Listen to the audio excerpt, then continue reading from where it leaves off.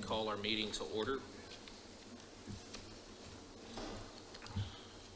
Thank you to those that are in attendance today. Thank you to the folks on the committee that were able to make it. Do we have someone assigned for the invocation? Assigned for the invocation? Did someone volunteer?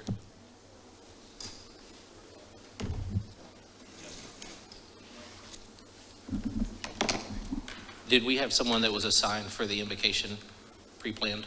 Okay, I think Jonathan Packer will do a good job. So if you would at this time, if you would stand and we'll go through the pledges. And then, Jonathan, would you mind? Okay. I pledge allegiance to the flag of the United States of America and to the republic for which it stands, one nation, under God, indivisible, with liberty and justice for all. Honor the Texas flag. I pledge allegiance to thee, Texas, one state, under God, one and indivisible.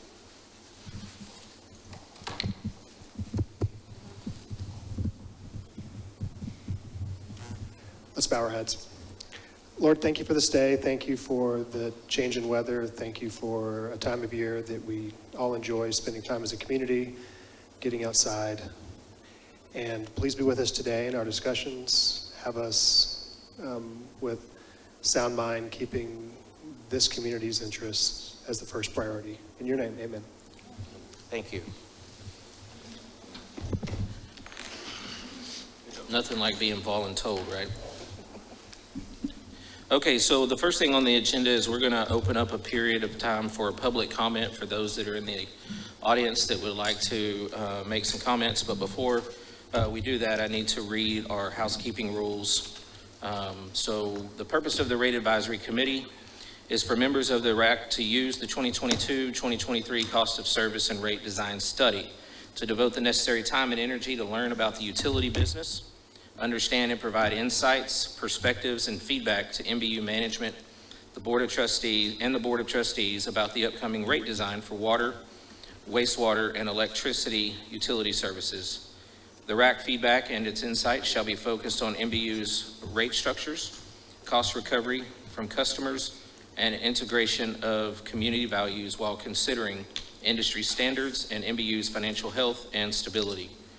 The New Braunfels Utilities Rate Advisory Committee welcomes and encourages the public to attend its meetings and asks that any member of the public wishing to speak should come to the microphone, state his or her name and address. For items that are not posted on the agenda, the MBU Board of Trustees may not deliberate, and I think that should say the MBU RAC Committee may not deliberate on any item that is not posted on the agenda. For such an item, MBU may 1, make a statement of fact regarding the item. 2, make a statement concerning the policy regarding the item. Or number 3, propose that the item be placed on a future agenda. For items that are posted on the agenda. For items posted on the agenda, the public may provide comments during the public comment period or during the board's consideration of the posted item. Please approach the lectern, state your name and address, and limit your comments to no more than 3 minutes. We will limit public comment to a total of 30 minutes. In addition, no personal attacks on employees, members of the Rate Advisory Committee, and MBU Board of Trustees will be tolerated. If there are anyone expressing any personal attacks, you will receive a warning, and if these attacks persist, you will be asked to leave the meeting. MBU is managing an active citizen input process, and as leaders of this committee, we have requested to be kept fully updated and informed of that effort and any outcomes. Fun stuff. Okay, so at this time, what we're going to do is open the floor up to anybody that would like to comment. If you would approach the podium, state your name and address, and limit your comments to 3 minutes or less, we would certainly appreciate it. Seeing none, we will move on. A couple of things real quick. As of the last meeting, there's been a change. Obviously, the Board of Trustees appointed myself as the chair of the committee, and if you haven't met Kate, they appointed Kate as the vice chair of the committee, and we are extremely thankful to Dr. Les Shepard and his work on the committee, and we're incredibly glad to see you today. And so thank you for being here. It means a great deal to us. Couple of other things just real quick in front of you. You have two documents. One is titled New Braunfels Utilities Rate Advisory Committee. And so you've seen this via email. And what this is it outlines the various key topics or key policy topics that MBU is considering. And everybody, thank you for volunteering for little subcommittees. And you're going to get a whole lot more information on this in the coming days. I was hoping to have had that done before this meeting, but we just didn't get that far. And so you will have some stuff coming to you exactly what that looks like. Kate and I met with a group of folks from multifamily community a couple weeks ago, had a great conversation. And so we'll share kind of what that looked like so that you kind of have an idea of what the whole expectation is. And so we'll try to be ready to come back and present some of that maybe in December. The other document that you have is very key to today's discussion. It's titled Financial Ratios. And there are some key terms, days cash on hand, debt service coverage ratio, and debt to capitalization that I asked MBU staff to make sure and provide to us for today's conversation. They're very important to how they manage reserves, how they manage debt, and so forth. And so there'll be more about that, but hopefully everybody got a chance to look at that before the meeting, and just keep that handy in case you need it. I think today is going to be a really good meeting. There's a lot of good information that's going to be presented today, and this is where we start to really get into the meat of the matter and what the numbers look like and so forth. And so please feel free to speak up, ask questions. This is the prime time to do that. And so the only thing that I ask is that when you speak or ask a question, make sure, and it looks like we have more mics this time, so make sure you speak directly into the microphone, because the folks that may be viewing online won't be able to hear you if you don't. And so I think with that, I'm going to read the presentation items of the agenda, and then we will get started. Sound good? Okay, presentation items. Number one, presentation from Freese and Nichols Incorporated and NewGen Strategies and Solutions, LLC. A, review MBU bond ratings and target ratios. B, review of utility rate setting process. C, review of water projections that include number one, revenue projections, number two, revenue requirement projections, number three, projected operating results, letter D, review of wastewater projections. Item number one is revenue projections, revenue requirement projections is number two, and projected operating results is number three. Review of electric projections is item E. And again, item 1, 2, and 3, revenue projections, revenue requirement projections, and number 3, projected operating results. And finally, F, review of combined utility system. Again, 1, 2, and 3, revenue projections, revenue requirement projections, projected operating results, and G, content and goal of the next meeting. And so with that, if there's no questions from the committee, we'll turn it over to our presenters. Mr. Chairman, thank you. I wanted to come up here and just make some very brief comments before we turn it over to Freese and Nichols and NewGen. And the reason I wanted to do that is because of a point you just made just a moment ago, Mr. Chairman. We are going to get down into details today. Up until now, what we've been doing with the Rate Advisory Committee is really orienting the committee to utilities, concepts behind rate design, and that type of thing. So this is the first meeting where we're going to look at actual MBU financial data, which will take you down to a new level of detail.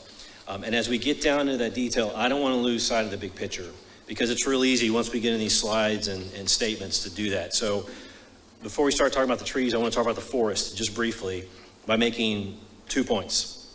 First thing I'll say is that, as you know, MBU's water, sewer, and electric systems are essential services that our community owns. The community owns these. We exist to serve, and we do not exist to profit off the community. So our rates are designed simply to cover costs, not to achieve a particular profit margin or that type of thing. So some people might ask, well, then what are your rates designed to do? And the goal of the rate design, as you know, we've talked about this, is to ensure financial resilience and financial health of these community-owned utilities, because that is fundamental to providing reliable and affordable services, which leads me to my first point.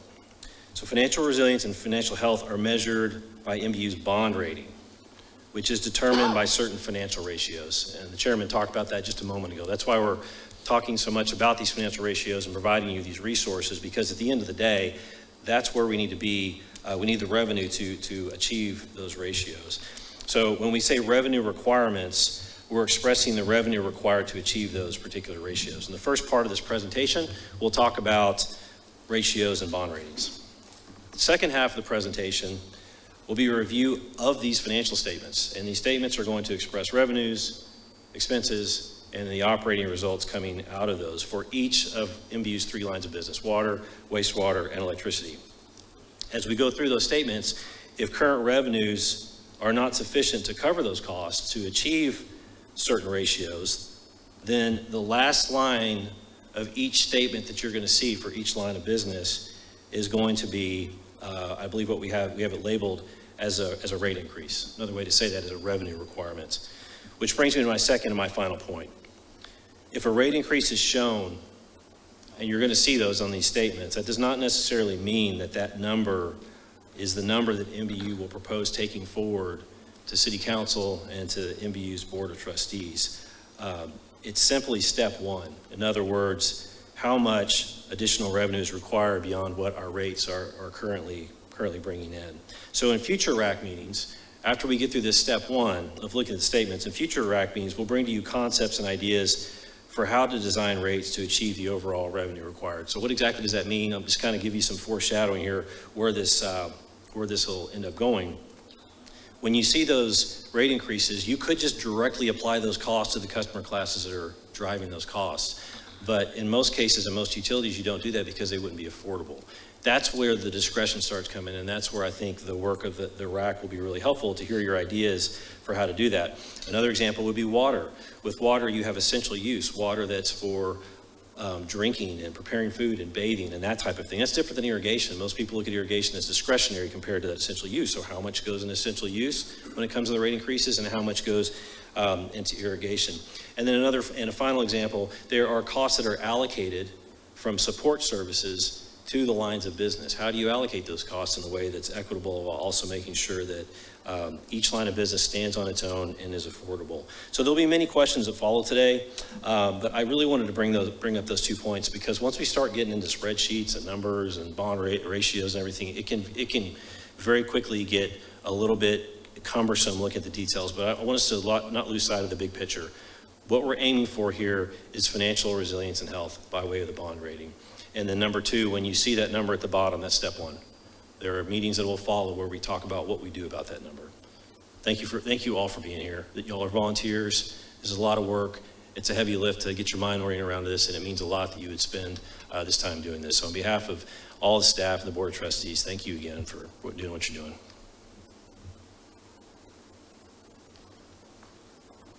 All right, Ian, thank you.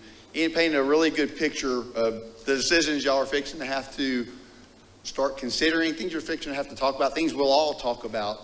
So appreciate that. It's good to see everyone today. What we're going to do today is, all right, rolling through. We're just going to cover a few things today. We've do a little bit of recap. Last time, if everybody remember, we talked about revenues, talked about revenue requirements and the process. So just want to do a little recap of that, what we talked about last time, how it applies to what we're going to do today. Then, as was mentioned, we're going to talk about your ratios, the actual MBU ratios, the targets, what the utility operates off now.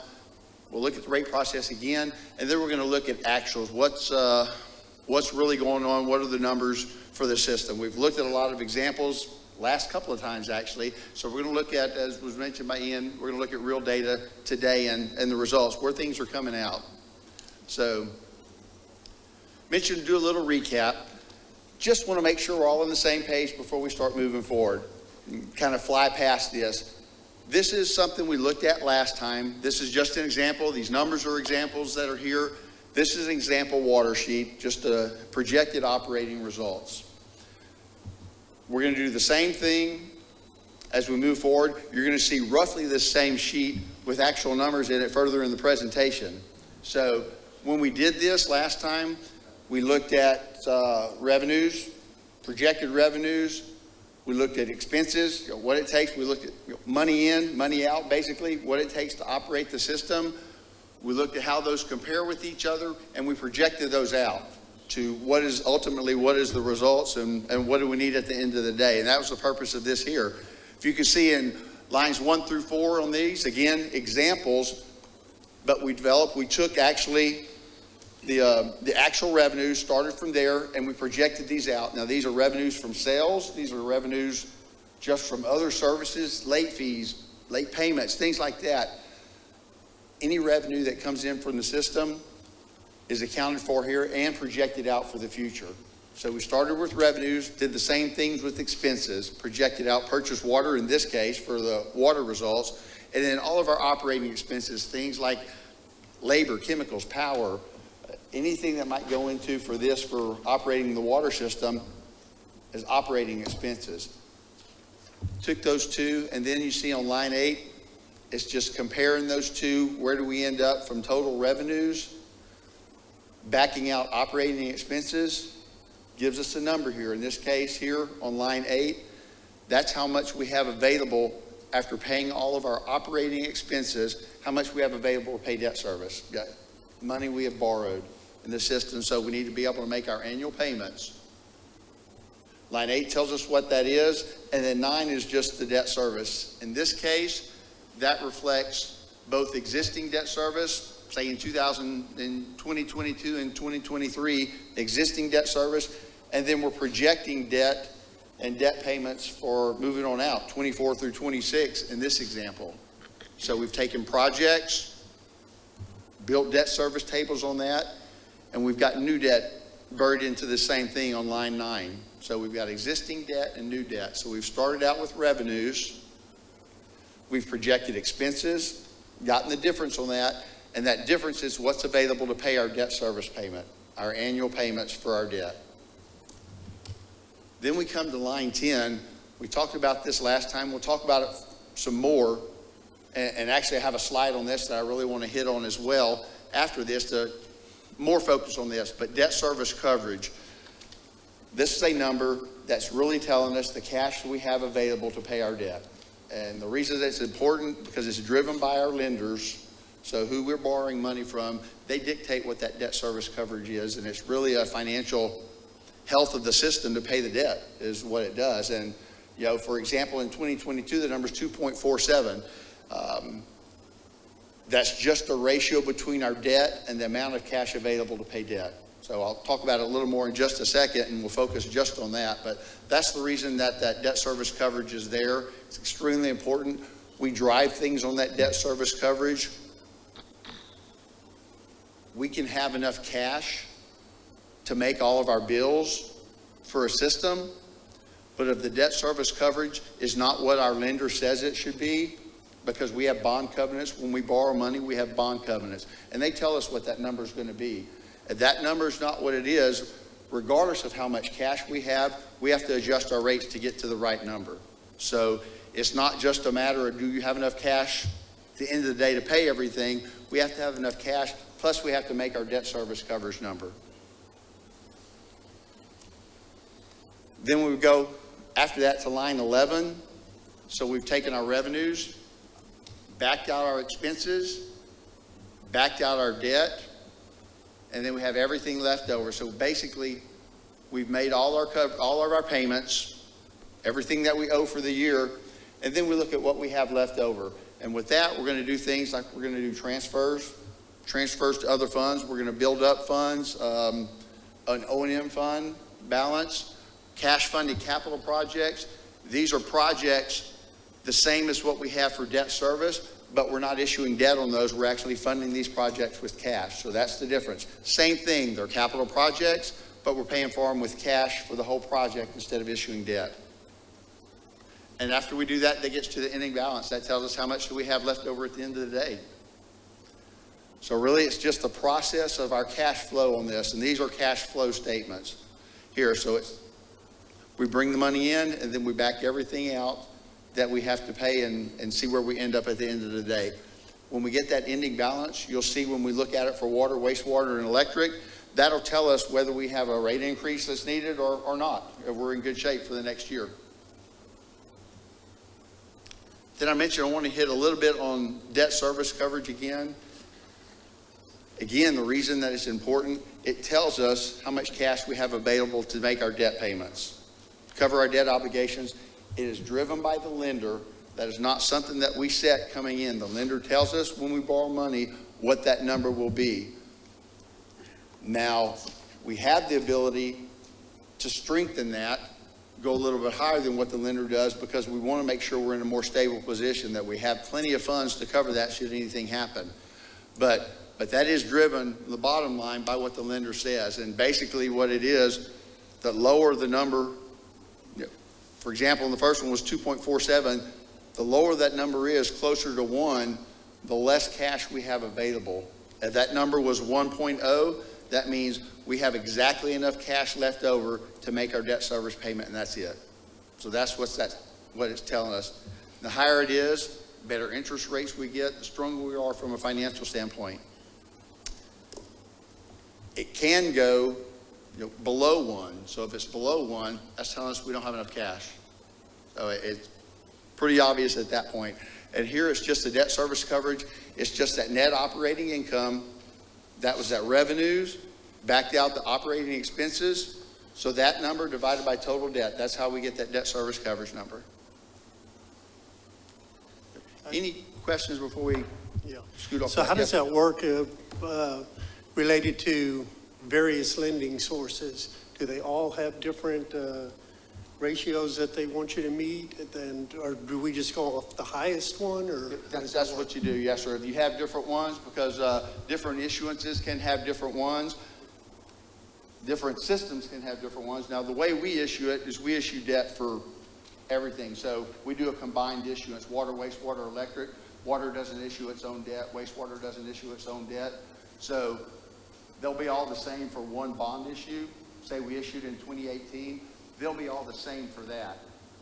Next year, say we issue in 2019 or 2020, it could be a different one, so we'll hit to the highest one. But good question. That makes a difference. It matters. One of the questions that I have on that is, if the mean is 1.0, but the policy, it looks like from the board, is 2.40, the higher that policy number is, obviously, the more cash you need on hand to meet the policy demand. Right. Just devil's advocate, what's the thought process behind having, I guess, 150% more in requirement than what's needed? I mean, obviously, you want to have more than one. I know that. But why 2.4? Well, you have to plan for unanticipated events, so you need to make sure that you have some in reserve for anything that's going to happen you budget and you plan, but it doesn't always go according to plan. And I think I have a couple slides that I'm going to walk through that talk about some of those things, and if we can walk through those, and then hopefully that will answer some of the questions that you have. So, perfect. Or if you have more, I'll be happy to answer them. Thank you. Does this have a pointer in it? No, let's see. I don't think it does. And obviously, he's a little taller than I am. Okay. Can we go to the slides? Oh, Yeah, it's just, let me find it. It does have.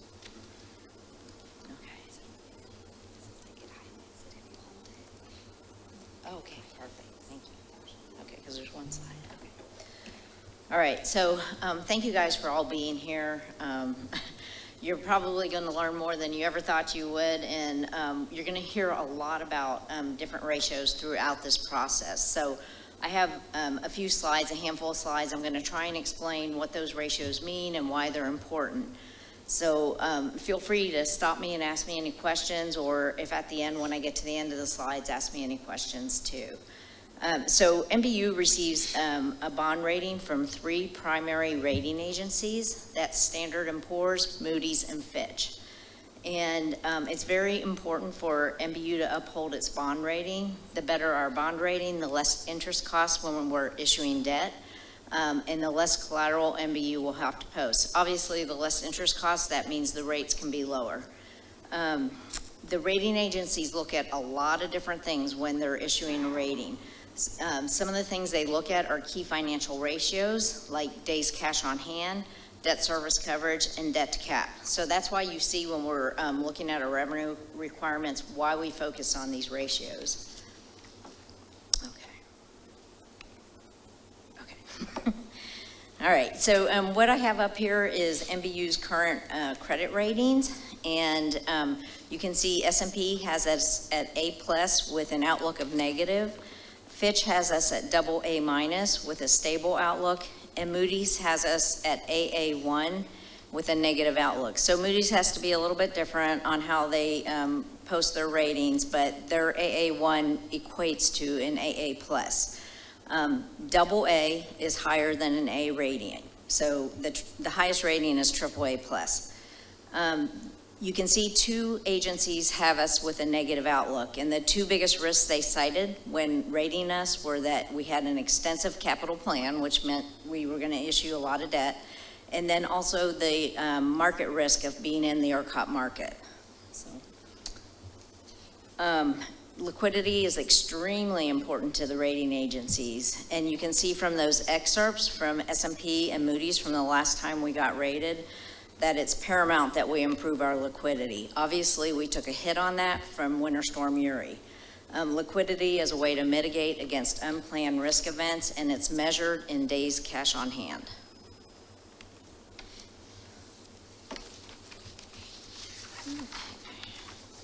That's really hard to read up there.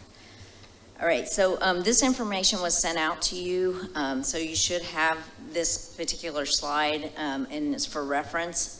You might want to keep it handy as we go through the process. There's three main ratios that the rating agencies look for in utility organizations.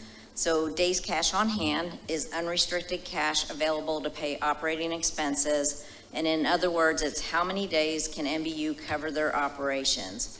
Our financial policy is greater than or equal to 140 days, and as of our last audit, which was July of 2021, which was post-Winter Storm Uri, it was at 89 days. So it was actually lower than our policy, our financial policy. Debt service coverage is available annual revenues divided by annual debt service, which is principal plus interest. And that ratio is greater than or equal to 2.4 times on our financial policy. And as of our last audited numbers, it was at 3.51 times. Debt to cap is total debt as a percentage of MBU's total capitalization. In other words, that's the proportion of debt an organization uses to finance its assets. It's how highly leveraged an organization is. And our financial policy requires us to be at less than or equal to 55%. As of our last audited numbers, we were at 41.4%. And then one other definition, depreciation. It's a non-cash expense that allocates a portion of an asset across its useful life. An example of that is a wastewater treatment plant. Say it costs $60, $70 million, but you spread it over 30 years. It's expensed over 30 years. Okay, so as we talk, MBU has a financial policy that is governed by, and then we're also governed by bond covenants. So the financial policy specifies targets for our days cash on hand, debt service coverage, and debt to cap. As I said, days cash on hand greater than or equal to 140 days, and the higher is better on that one. Debt service coverage, 2.4 times, greater than or equal to 2.4 times, and higher is better. And then debt to cap, less than or equal to 55%, and lower is better on that one. So in addition, we also have bond documents that contain specific covenants. So there's the additional bonds parity test, and that MBU must charge sufficient revenues to operate the system and pay for the bonds. As Rich mentioned, we issue debt on total system revenues, so we don't break it out by line of business, it's total system revenues. And then the city ordinance also requires us to comply with the bond covenants. And as Rich said, The bond covenants can be different. So right now, we're operating on bond covenants that were set in 1982.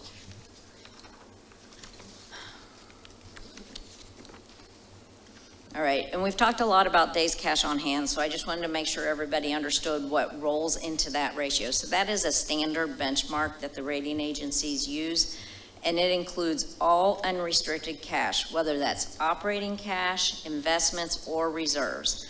So like I said, the calculation for days cash on hand is all unrestricted cash divided by all operating expenses. Now, reserves roll into that too, unrestricted reserves. And each reserve may have its own target. So for instance, our power reserve has a target of 365 days of power expense. And MBU has two primary reserves that are unrestricted. They do have designated uses for them, but they are not legally restricted. So one is the Power Stabilization Fund.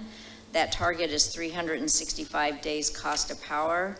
It can be used to stabilize rates and post collateral and also mitigate risk of energy market volatility such as Winter Storm Uri.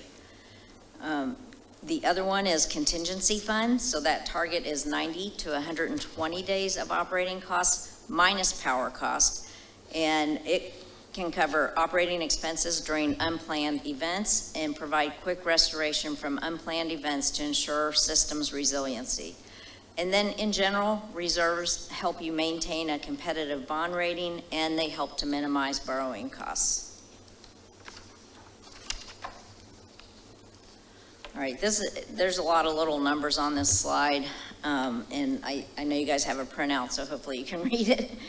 But this is from Fitch. Fitch is one of the primary rating agencies, and there's many public power entities that they rate on this, but we pulled a few that are in the ERCOT market. So this is called a peer review, and this was for each of the entities that were showing their year ending in 2021, which was post-Uri. This selection shows several ERCOT public power entities by rating and some standard benchmarking data. It also shows the median value for each of the rating categories for all of the public power entities. So like I said, there's multiple entities that they have information for. So when you see that median, it is for all of the entities that they have included in the report. Okay, let me see if I can do this.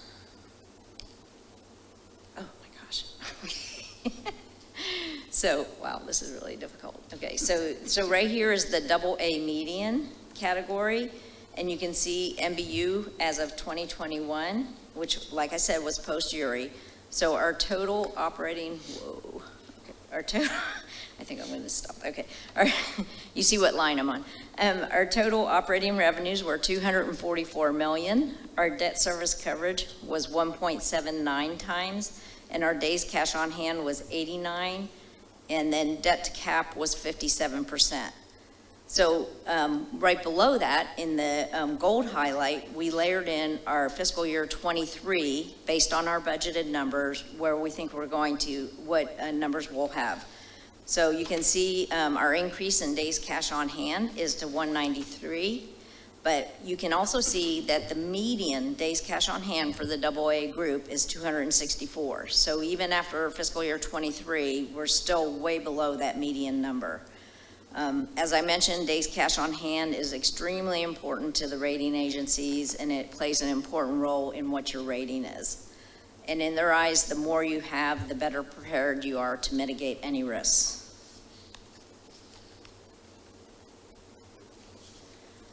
All right, and this is my last slide, so just if you have any questions, I'll be happy to answer them. But there are benefits to New Braunfels, to the New Braunfels community if MBU maintains a high bond rating. So we're a stronger credit partner for system infrastructure projects. We have higher system reliability and continuity of supply due to capacity to construct projects. The total cost for the projects are less due to lower interest rate for debt issuance. It provides financial resiliency. It reduces pressure on rates and the less collateral we have to post. Okay, does anyone have any questions?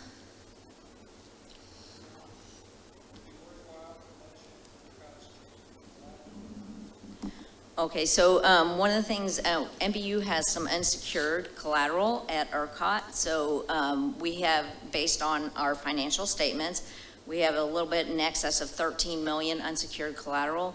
ERCOT is moving away from letting any entity have unsecured collateral. So in a year's time, we will be required to post collateral at ERCOT. I have a couple things that I want to bring up. Okay. One of the things, I want to go back first to the slide that's called policy explanations, just to make sure that I completely understand. So if our target is 140 days, but our power reserve is 365, how do you come up with 140 days? Okay, that's, let me go to this slide again. Okay. That's why I wanted to make sure that, oh, thank you. That's why I wanted to make sure and have this slide on here. So days cash on hand is all your unrestricted cash. Each reserve can have its own target. So when you're looking at the power reserve at 365 days, that is 365 days cost of power, okay? When you're looking at your days cash on hand ratio, it's all of your operating expenses. Which So- includes the power reserve, right? Which includes the power cost, it includes running your system, everything like that, all your O&M expenses, your chemicals, everything like that. So is it an average of all the various days on hand for whether it's other reserves, power reserves? Yes. The 140 is an average. So the 140 is a number that we say we want to stay above in our financial policy. And that is, yes, looking at all your sources of unrestricted cash, wherever they may come, from reserves, from unrestricted cash on hand, from unrestricted investments, all of that divided by your total operating expenses. Okay, and then the other thing I wanted to bring up is, and one of our committee members actually brought this up to me between the last meeting and this one, you know, as we represent different segments and customer classes of the community, when we're going from whatever it was, 90 days or to 365 days, we're taking those dollars out of the local economy, okay, to sit at the utility. And that's kind of why I brought up some of the debt ratio numbers, is because we're in an environment where everybody is struggling to make ends meet, you know, and so I think something that we have to discuss is whether or not our recommendation is that we go to 365 by this set date, or how do we get there? Because every dollar that we put into reserves, which I'm not saying we don't Yes. need reserves at all, I just think we need to be cognizant of the impact on the community as a whole, because each of those dollars takes buying power out of each person's household.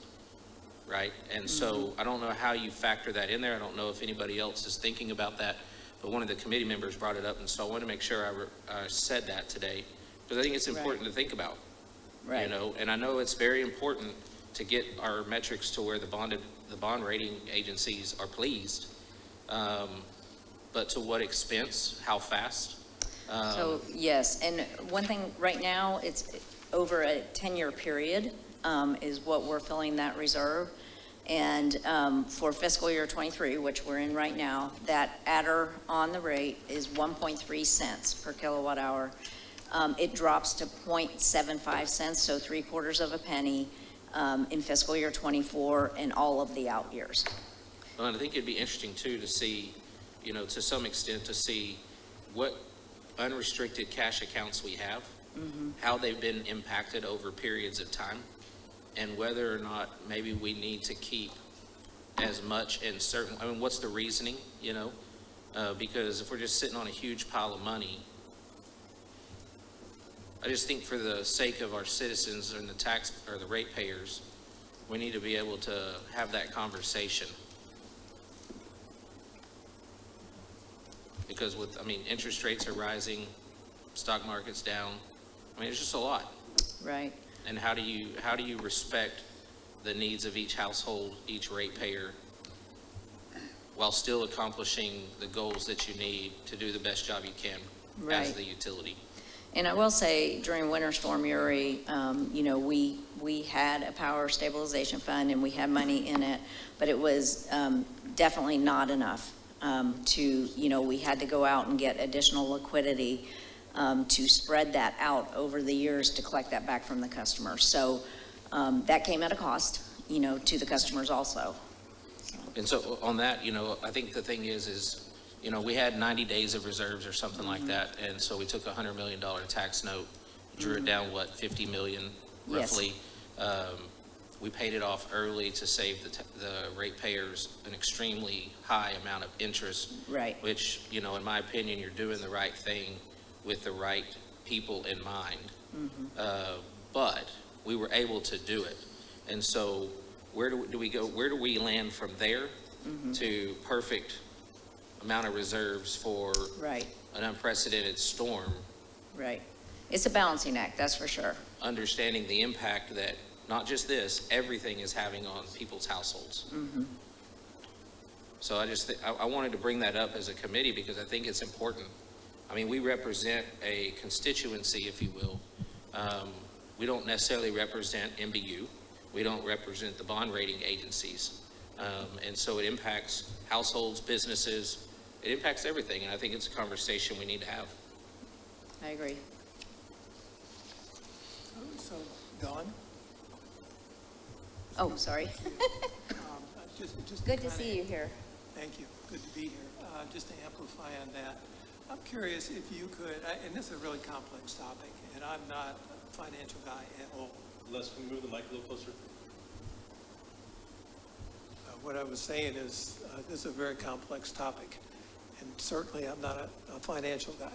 But I was curious, could you, at some point, kind of walk us through at a high level how you embed things like uncertainty in this process? You started out by mentioning uncertainty, and then you also talked about what I call optimization, because obviously what we want to do is optimize the outcome of this process that drives the economic growth and expansion of our community and preserves that within our citizen core at the same time and the way we do that is to benefit from bond ratings that are very positive.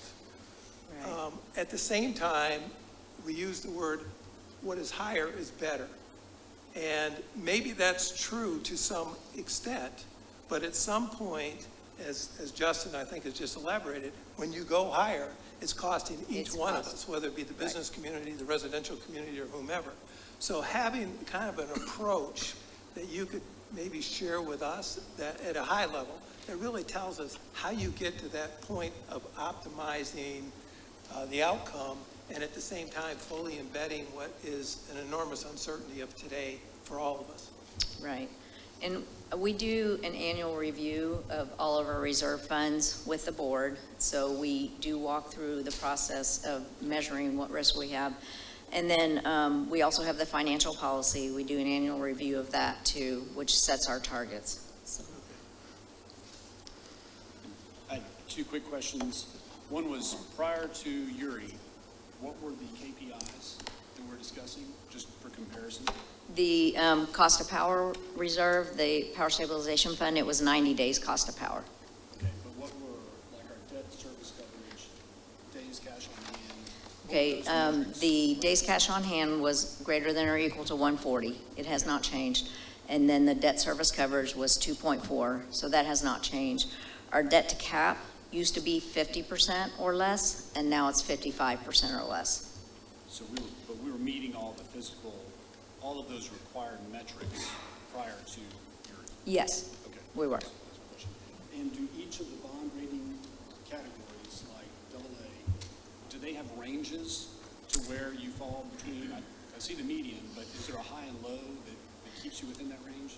So there's multiple things they look at, multiple different categories, and they have some ranges on some of those that are quantifiable.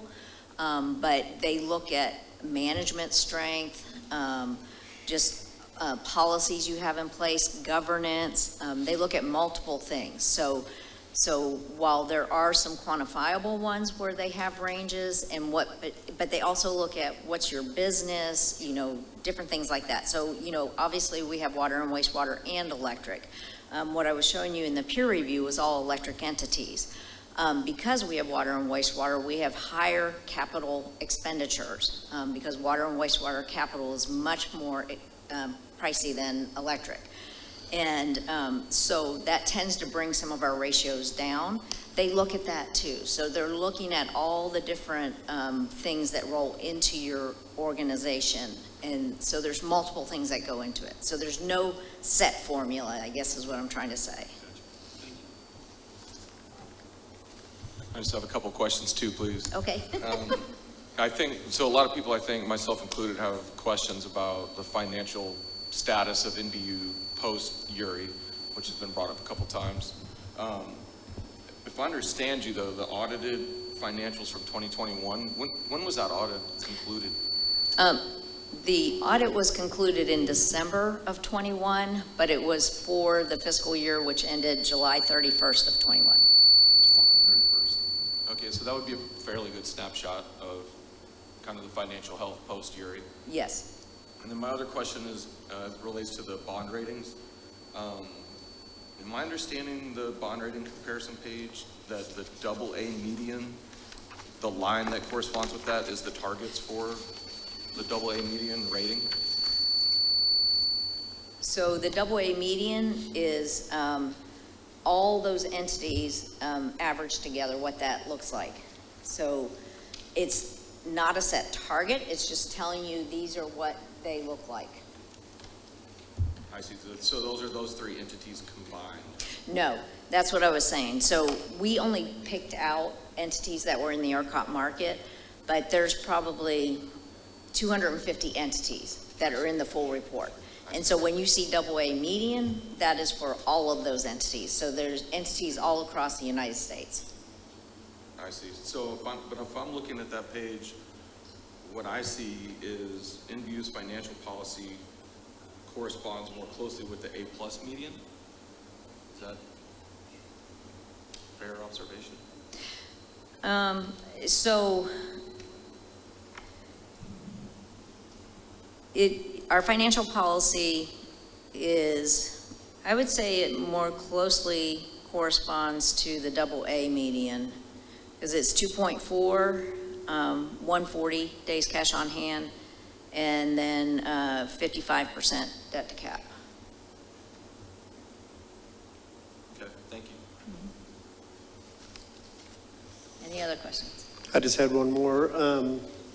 With our analysis that we're going to be doing, will we see the balance sheet, or are we just going to be looking at the income statement or what's being set through expenses? I believe just the income statement is what we'll be looking at, but you'll be looking at the ratios which includes some of the numbers from the balance sheet.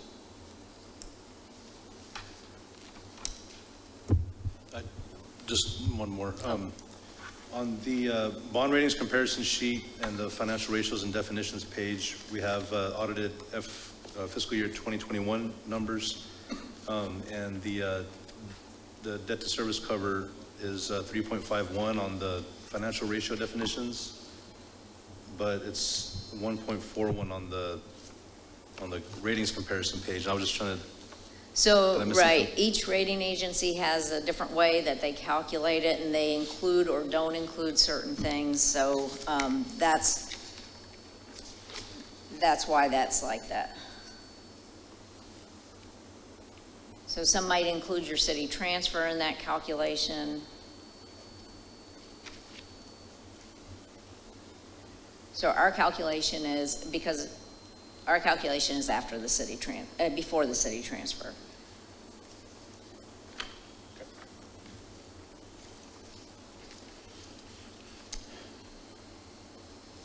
Any more questions? I just want to reiterate my whole thought process behind this is just that NBU, as far as I'm concerned, is doing a great job. We've talked about the overall health of NBU for years, and it has maintained for years. And in this community, we have made it very important to show extremely strong financial stability, whether it's at the city, whether it's at the NBU, it doesn't matter. It's very important to our culture right here. And so as a deliverable from us, and as we start getting in these subcommittee lane conversations, I just think that it's incredibly important that we, the Rate Advisory Committee, think through this, because I know it's complicated, but think through this as a municipally owned entity. And I know y'all do this too, but because I don't want you to take it the wrong way, I'm not complaining. What I'm saying is we need to be thinking about the various topics that we're to give a deliverable on through the mindset of the ratepayer first, Right. right? And so I just think it's incredibly important to continue this conversation, because this, as far as I'm concerned, is part of probably one of the biggest components of what we've done so far, is to dive into this space. And so I just wanted to reiterate why I was bringing it up. Yeah, and one final comment on that is, it is a balancing act, but if your rating drops, you're going to pay more interest. That also rolls into the rates. So, you have to have the balancing act. One last question that I just wrote down too is that you said the bond covenants we're operating on are out of 1982? Yes, they were set when we issued debt in 1982. The bond covenants we can issue debt on a junior lien and change those bond covenants if we need to. But if we issue on a junior lien, we cannot issue on a senior lien. We would pay more interest issuing on a junior lien. If we issue, we can't issue new senior lien until we pay off all the old senior lien with the old covenants in it. So you can't just review those and update those as you go? Right. If you have outstanding debt Right. subject to those? And like I said, they were changed in 1982. They used to be at 1.4 times. And, 1.5 times, and then in 1982, they changed it to 1.4 times. And for a while, the debt that we had outstanding was junior lien until those senior liens were paid off, then it jumped up to senior lien. So when you issue at a lower lien, you're gonna pay more interest. Okay. I was 2 then, so it just seems like a long time ago. I'm not gonna tell you how old I was. You weren't born yet. I wasn't born yet. Thank you all. Don, thank you.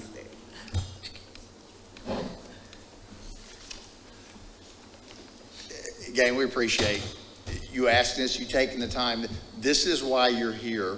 One, you're taking the time to understand the process, asking these questions, but then 2, your job is to bring in what's going on outside these walls inside to this room. Okay? And that's the part that we don't necessarily, we try, and it's the goal of the utility to have the finger on the pulse outside, but you can't always do that. And that's why you're here. That's the other huge part of why you're doing this right now, is to bring that into here. So thank you on that. We're going to start going through them. We'll move into the actual numbers now. And we've seen this just a few times on the process of what we're doing overall. Again, the key parts of this were, right up here is where we're looking, that's it, the customer and usage analysis, then the financial planning, then the cost of service portion, and then the rate design portion. 4 key components to what we're doing through this process. Here's where we're at now, the customer and usage and the financial planning. Again, we've talked about it, customer and usage. How much money can we expect right now? Under current rates, the way things are set right now, we're not doing any changes, we're not making any rate increases. Under current rates, how much money can we expect right now? And then the other piece of that is how much money do we need? That's the expense side, the revenue requirement side. How much money do we need? So that's what we're talking about today. That's what we've been talking about to this point. Once we get these done, laid out today, then we'll start moving into the next part of it for this next meeting. Let's look at the water side of it first. Just like we saw in the example earlier, the cash flow sheet, remember it was made up of 3 parts. Then it just, we had the revenues and the expenses, and then we had the rest of it after that. So we're going to step through this, and what we've done is actually develop these in 3 stages here. We've developed the water revenue side, then we've developed the expense side, and then we moved into an operating statement and we pulled them all together. So on the revenue side, for the water part of it, this actually has three parts of it as well. You've got the operating revenues that are from sales, residential customers, irrigation, commercial, those type of things that we're actually getting rate revenues for, and that's the first part of it, 1 through 9. The next part, 10 through 13, that's going to be other operating revenues, things that we'll get, like we said, penalties, late fees, tap fees, things like that, and then non-operating revenues that we get in. Obviously, by far, the biggest part of this is operating revenues for sales. That's where the majority of our revenues come in for a system, paying for the system, paying for the system operations. What we have done here, there's a budgeted 23, fiscal year 23. This is the budgeted that, for the most part, that the utility set. This is their budget. What we did in coming in and developing these is we stepped away from the budget and we actually went into the customer data and used that. Because remember, said these are under current rates. That was the key to this first part. What we're doing this analysis is this is revenues under current rates, everything under current rates right now. So when we look at the budgeted through 27, fiscal year 2027, all these numbers, or if we don't change anything, if we just have the current rates, what's happening and where do we stand? So that's where all of these revenues from sales fall under, is under the current rates right now. We just want to get a look at that first. So we took the customer data, the actuals that we know now, fiscal year 2022, that's really the last real data that we have. We took all that information, we took the number of customers, meters by meter size, that type of thing. In the individual customer classes, we took the usages by class, by meter size, rolled all that into the process. And for this, we took the number of customers and we grew the customers. Based on known and measurable, we know some things are happening. Some customers, classes, we have expectations of doing certain things, growing higher, growing lower than the others. So we broke those all apart, the number of customers. We grew the customers through each of the fiscal years through 2027. Then we applied our average usage per customer in the customer classes. So for residential, we have fiscal 22. It's really the consumption by customer, by the number of customers, gave us an average usage per residential customer. We applied that to the number of customers that we grew out through 2027. And we did the same thing for each individual rate class. So we only grew one. We didn't want to grow customers and grow consumption at the same time. So we assume an average usage per customer class, grew the customers, applied the average usage. And so that's how we got basically our units to use. When we went through this process, we set up all the billing data just like that for fiscal year 2022. We applied the rates that are applicable in 2022, and our goal was to benchmark, just to make sure that the customer data was good. We were reading it, interpreting it right. We were applying the rates right, and our goal was to get pretty close to what the revenues were. Yeah, plus or minus, there's some timing things, different adjustments and stuff like that, but we wanted to be able to take the customer data and get pretty close to what the revenues are being reported as. Once we hit that, then we went ahead and grew everything out, applied, got our customers and consumptions by classes, by meter sizes, applied the same rates, the fiscal 23 rates that we have, last ones, and we applied those throughout to get to the revenues. So we've got revenues for all the different customer classes, residential all the way down through the reuse water and other sales, to get a total revenue in line 10. So we got total operating revenues from sales in line 10 for 2023, which is our budgeted, on through 2027. Same thing on the revenue side for the other operating, and then the non-operating revenues, grew those out as well, obviously not by customers and that type of thing, but we projected those out as well and grew those. The goal then is getting to line 21, to that total revenues for fiscal year. I've got an observation on that I'd like someone to speak to. I'm assuming that you go from the budgeted fiscal year 2023, then you go projected 24 to 27. There's a growth factor of our community that's factored into that, right? Yes. And so if you look at line 1 through 8, well, actually, look at line 9, there's pretty much little to no volatility in that line. Would you agree? Right? Yes. Do you know where I'm going with this? I'm looking at the little screen, and I am too old to see this little bitty screen, So you so that's look why I at, was trying to. you look at the budgeted year, 40 million for There we go. 2023, and then it's 44 for 2027. And I'm Yes. assuming there's a Yes. growth factor for Yes, new people that have moved into our community that are using the system. that's right. Yes. But then when you go down to the impact fees, obviously there's a different growth factor because it becomes a good chunk of our overall total revenue. And so are we expecting that new development will grow faster than, it just seems like the growth rates are way different.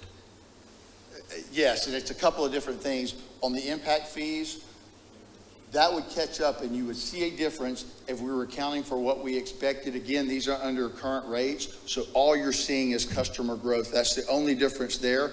When you're doing the impact fees, you're counting for customer growth. It also counts for projects for inflation. They're adjusted for certain things like that too. So it's taking customer growth into account. It's taking inflation numbers and such into account as well. The only thing that's happening in revenues is the number of customers is growing. So in a and when we'll see in the operating results, we're going to throw the rate increases in there. You'll see the changes in the actual true adjustments that are needed in the revenues. That'll show more reflective of keeping up with that. It just almost seems like. Good question. There are more growth factors involved in the impact fees than intentionally what we put into the revenues right now. So, right now, we're going through an impact fee study, and we're anticipating increasing those impact fees. So as those areas are platted and those impact fees are paid, that becomes a bigger portion of those impact fees we're collecting. So, but it doesn't all come on at once, it comes on over time. But that's why you see that increase, and he's right, we have an increase in the impact fees, whereas we don't in the water revenues. I want to add one more comment about this. You should bring it up. It's an important point you're making. What should the impact fee be, right? We will be at City Council next Monday for a public hearing for an impact fee update. And the concept behind the impact fee, we've talked about this before, it's a revenue stream that's defined and allowed by the Texas Local Government Code. It's a rote calculation. It's not something that we just kind of through just a discretionary process make up. There's a calculation that we follow. And the public policy question around impact fees is, to what degree does development pay for development? That's the phrase that you often hear in public meetings, right? And so the direction that MBU got from the Board of Trustees, and then what we're hearing from City Council, is that we should maximize the use of impact fees. So when you see that impact fee line item that's in there, that's what that reflects. And if you don't work in impact fees all the time, there's a lot of nuance in how they're implemented. So an impact fee that's paid, it's paid per lot at the time that an application is made for a water meter. And the impact fee that is assessed for that particular application, when someone makes application, is based on the date that that lot was platted and the impact fee schedule that was in place at that time. So if someone were to go request a meter from a lot that was platted, say, in 2005, and they requested that meter tomorrow, the impact fee that they would pay is the impact fee that was in place in 2005. So the impact fee that MBU is proposing right now that will be in front of City Council next Monday is significantly higher than the impact fee that is currently in place. But what that means is that impact fee actually won't be paid until a lot is platted after City Council approves that impact fee, if it's approved. A lot then has to be platted, and then additional work has to be done. The development has to take off and be constructed, and then somebody has to actually build on that lot. Then they make application for the water meter. At that point, they pay the impact fee. So you can see the impact fees ramping up as time goes on in the out years. That's the reason why it works that way. For those of you who understand that, I apologize for the elementary explanation, but that's how the impact fees are budgeted. And as you might imagine, there's a lot of assumptions that go into forecasting impact fee revenue, because what you're having to do is forecast, well, which lots are going to request service. And that's something that is not known. It's something that we have to forecast. Thank you. I have a question. and maybe you covered this, and I apologize if you did. On total operating revenue from sales, why is fiscal year '24 lower than fiscal year '23? Because we did our projections individually. We did not do it off of what the MBU budgeted was. We stepped back, and like I said, they do their process a little differently than we did. And our goal intentionally was to be a little more conservative, to make sure that we're collecting the appropriate number of revenues. We did it specifically off of the individual customers, grew it like that. That is not the same process that MBU goes through. It's an important point. Let me speak to that. Yeah. One of part of the value that bringing a consultant in to do the work that we're asking this consultant to do right now is exactly what Richard just said. We do things a certain way. There's certain practices that are just used by everybody, but there's discretion on how you forecast certain numbers, whether it be growth or revenue or that kind of thing. And so what we asked the consultant to do was do it your way. And so that first line, if we could bring that slide back up, please. That first line, budget 2023, that is the MBU board-approved budget. That's what those numbers are right there. From 24 on, that's what Friesen Nichols has calculated based on their own methodology. That's why there's a difference, right? That's why it drops off. It looks weird, right? We basically said we don't necessarily agree with the number, and we're using ours for this one. So, any other questions? Yes, Chris. One quick question. So just looking at this and taking those impact fees into account, the total revenue, even with the significantly increased impact fees, the revenue growth is projected like just short of 48% over these 4 years. But the expenses are projected at like 53% growth over that same period, Yes. even with the increased impact fees. Why that disparity? They're not tied to the same projections. The growth-wise is not tied because you also have costs, a different inflationary cost. We actually took, when we did, we'll show it when we get to the expenses, we took the individual line items. The expenses are broken up by line of business. Maybe it's transmission, distribution, pumping, different things like that. And then they're broken apart under there. We took each individual line and we grew it separately. Chemicals may grow at one thing, 5%, something like that. Other things may grow, inflation costs, that type of thing. So everyone had a different growth factor involved in that one. And it was not tied to the growth in the revenue, the way the revenue was done. Forgive my lack of nonprofit financial lingo, but wouldn't you typically want to maintain those margins, for lack of a better word? We intentionally do them separate. They're not tied, they're not the same numbers. The number of customers that grow is not tied to what you're paying at the gas pump, how much your gas has increased. And it's the same thing on this. The cost of materials, the cost of equipment, the cost of doing business is not tied to the number of customers that are added to the system. That's why they differ.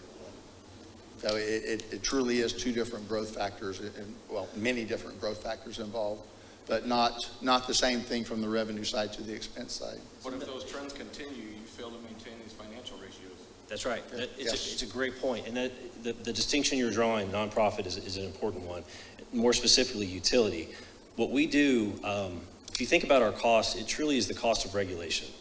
That's what we're doing. What we're doing each day is running the business and operating the utility so that we're in compliance with regulations, right? That's really what it is. There's no profit built into it. We're not taking risks to go get more customers and bringing in shareholders and types of investments and try to leverage that to gain new revenue. It's simply a cost of service business. So you're exactly right. If you see the expenses outpacing the revenue, then we sit in a room like this and have a rate advisory committee. That's essentially what's going on there. Yeah. One more comment about that too. At the end of the day, it's capital. Capital is what's driving this, especially water and wastewater. We're on page 1 of 3 pages, I think, for that line of business. We're going to get through them, right? Again, big picture, talking about the forest here. What is driving our business right now is capital on the water wastewater side, because water and wastewater as a business is a heavy civil, capital intensive business. It takes a long time to build stuff and it's expensive. And that's simply where we are as a community right now. MBU went through, last time we went through a period like this was about 40 years ago. Throughout the 80s, all the way up into the very first couple of years of the 90s, we built a lot of plants, we built a lot of pipes, a lot of infrastructure, and then we rode out that capacity for decades. And we got to a situation where we were at capacity and the growth hit at the same exact time. And what we've been doing and what the capital plan shows is making sure that we're keeping up so that we have capacity. We were out of compliance for water, wastewater for about 3-4 years. We're back into compliance as of 2021 because of the investments we made in capital. But we've got to keep building to make sure that we stay in compliance. I'll point out too that because capital drives this, not only do we have a team of engineering consultants that create our water, wastewater master plans, which is where that capital is located, but we bring a third-party engineering firm in each year to validate those master plans because it is that big a part of our business. And we want to get another set of eyes on it to make sure that those projects that are coming out of those hydraulic analyses are actually the right ones. And we're, I like your word earlier, Ms. Shepard, Dr. Shepard, optimizing. You know, there's a lot of, it's not just what's the maximum, what's the minimum, how do you optimize these resources that you have in order to get the best outcome for the community. Hey, Ian, I'm just still struggling with this, and I don't want to get too far into the weeds, but when it comes to these impact fees, and I know that plays into total revenue, obviously, okay, and how you operate the utility, but 4 years from now, you know, I would assume that our capital program would start to fall in terms of capital needs under CIP, right? It's not as high as it is right now, but there is a new baseline level of capital, and we can certainly bring that to you and show you what that looks like. Well, it's just, I'm just having a hard time wrapping my arm around it because it just, that's why I asked the question about the growth ratios that were used in, and I know, you know that I know enough about impact fees to be dangerous, right? And so it just seems like we're growing at such a pace that our LUEs are increasing. We're seeing capital improvements be made day to day in our community, and you would think that we're catching up on that as time goes on. We did. In fact, as I said earlier, as of 2021, we're back in compliance. That's correct. So it just seems like the growth rate, and maybe it's just I'm looking at it the wrong way and should talk to you about it offline, but can someone pull the slide up? It's too small to read on here. I'm sorry. maybe I'm just looking at it the wrong way There we because go. of when you collect the impact fee. Is that possible? I'm sorry, say it again. Capital improvements should be going down because we're catching up on overdue needed capital improvements in our community, right? Yeah, there's a hump in the next 5 years. That's correct. And then it levels out to. And then our lower LUEs level. are increasing every day because people are putting new properties on the ground. So you would think that your impact fee would start to fall, but in this diagram, it's increasing. So is it because of when it's collected, you project it to be collected? Is that why I'm seeing it that way? Well, so impact fees, yes and no. Impact fees are not a dollar for dollar mechanism, right? It's simply legislation that was written to create a reasonable revenue stream so development covers its cost to some degree. It doesn't cover it 100%. It just creates this revenue stream. So the way the impact fee works is that you can put 10 years worth of capital capacity in there. So we may build a project that has 20 years of capacity, but by law, we can only put half of the total amount spent on that project into the impact fee, right? So you have to do an impact fee update at a minimum every 5 years. Well, the last time we did an impact fee, I think it was 4 years ago, the wastewater impact fee actually dropped. It dropped because the total dollar amount that was in the CIP went down from what it was before. This impact fee CIP right now, for example, for water, has a significant water supply project in it, and it's fully utilized within those 10 years. So when we do the next impact fee update, that'll drop out. And unless something of that size comes in to replace it, then it will go down. And the only reason I'm struggling with this is because I think of it from the perspective of the entire economic engine of our community, right? And how far can you go before you've gone too far, right? And it has an adverse effect on the community. And so it just looked odd to me because the difference in the acceleration on line 15 versus Can someone pull that slide back up, please? Sorry. I can't read it. No, thank you. Go ahead. Line 15? Yeah, I'm Got just it. trying to Okay. explain why I was asking what I was asking, because line 15 the acceleration of that number just seems much different than the acceleration of number 9. And I would think growth would be moving at the same clip. It's because the impact fee, if you look at, again, it's based on when that lot was platted. So we're making an assumption on which of those lots are going to be developed within that year. And as you get out into years 26 and 27, I didn't do the calculation, but I'm assuming the thought there is the impact fee update that is going through council right now, if it's approved, those lots will start showing up certainly in 26 and 27, maybe 25 as well. And that impact fee is around double what it is right now. So the reason it's growing so much faster is because it's based on a different growth rate. Up top, line 9, that's simply growth. That's simply organic people moving to New Braunfels. Whereas the impact fee, that's not what that is. That is an assumption of how many lots are going to be, new applications are going to come in, and the dollar amount of the impact fee that'll be assessed for that lot. And that's why it's so much higher. I think the light bulb just went off. Thank you very Yeah, much. yeah, you bet. Or maybe the light bulb went on. Okay. Anything else on the revenue side before we move past that, just to make sure? All right. Is there any, I know we're beating this horse. On the residential side, it's line 1 and 2, we have a drop in 24 and 25 for both of those, and that's the same thing. I think those, the converse of what Justin's saying, I think those would be higher, in my opinion, than what they're showing. I mean, we're showing 24 and 25 to both be less than 23. And, you know, I know it's just gonna have a trickle-down effect, I think. And I can't see. it's the residential, it's operating revenue from sales on residential and residential irrigation. It's because the first column is the board-approved budget that MBU calculated, put together, approved by the board. Every year after that, the consultant came in and recalculated on their own. And so that's why the point I was making earlier. There's some discretion on how you calculate growth rate and volumes and that type of thing. And what part of the value of bringing them in is they look at it with fresh eyes and they do their own calculations. So the reason you're seeing that drop after 2023 is they're using a more conservative methodology than we've been using. So the end result may be different Yes, when it gets to the board. yes. I don't know,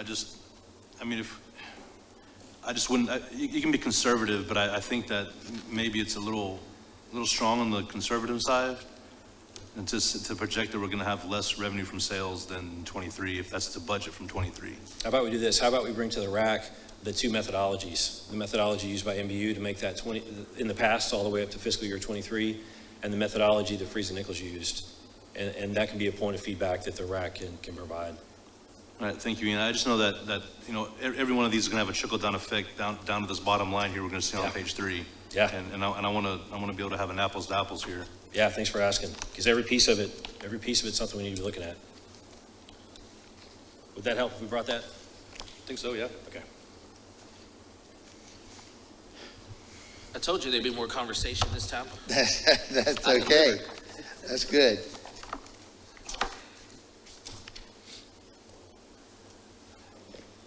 We did the same thing on the expense side that we did on the revenue side. We started, for the most part, we budgeted fiscal year 2023. We looked at a few areas.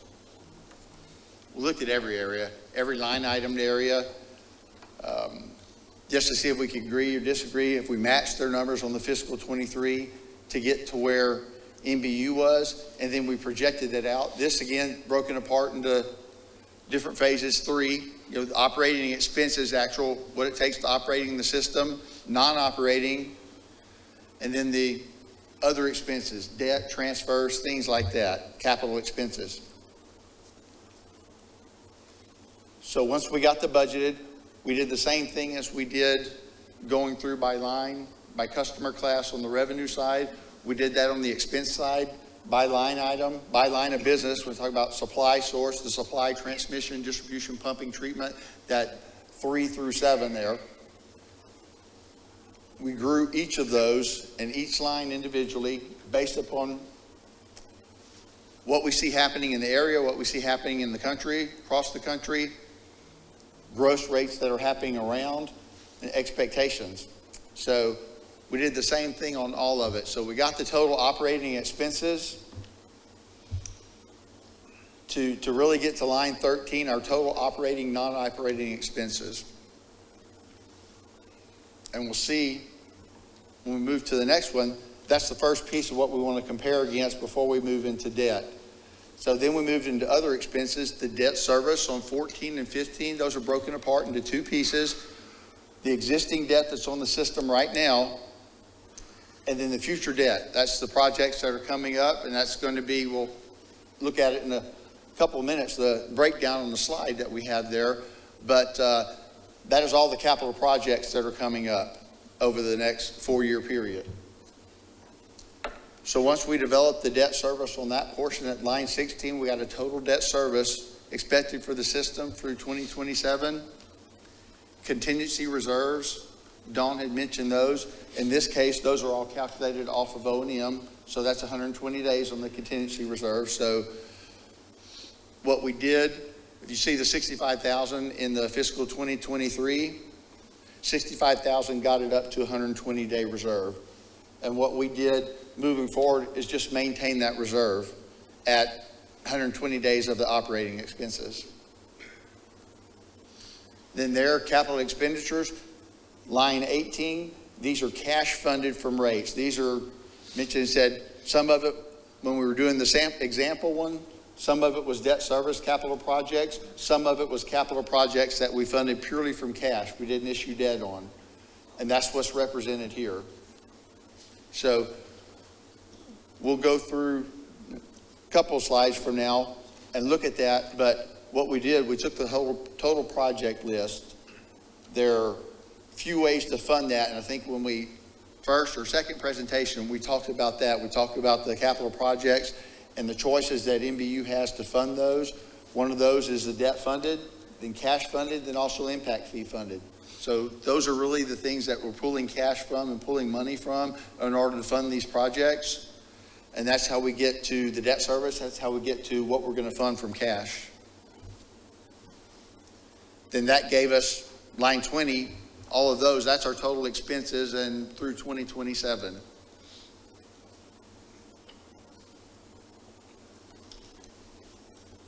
Anything there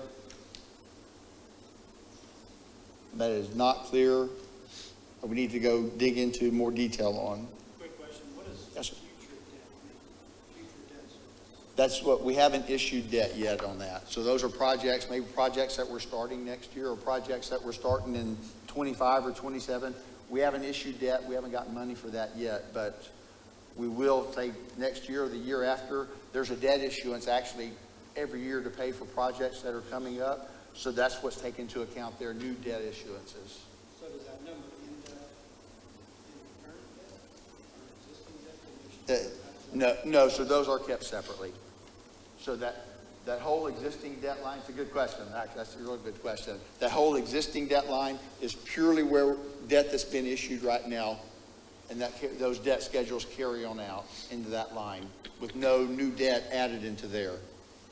That's payment schedules right where we're at without buying anything else. Basically, you know, that's your house, your car that you have right now, your payments through 2027.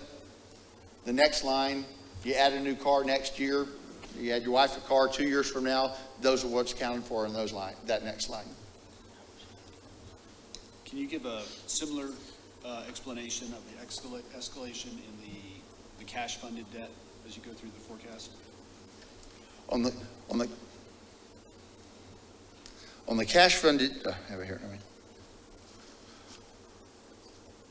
on the cash funded debt, the MBU, we use MBU dollars here on what they expect to be funding from cash.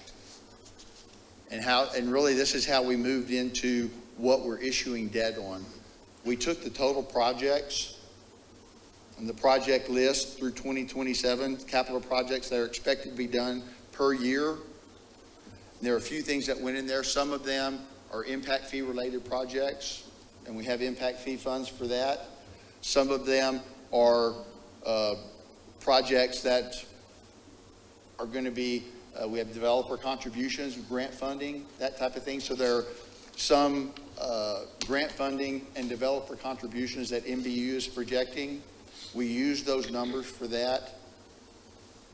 And then MBU is projecting specific amounts of cash that they want to spend, that they intend to spend for cash, capital funding. We use those numbers. The difference in those gave us the amount of debt-funded projects. So we started with the projects.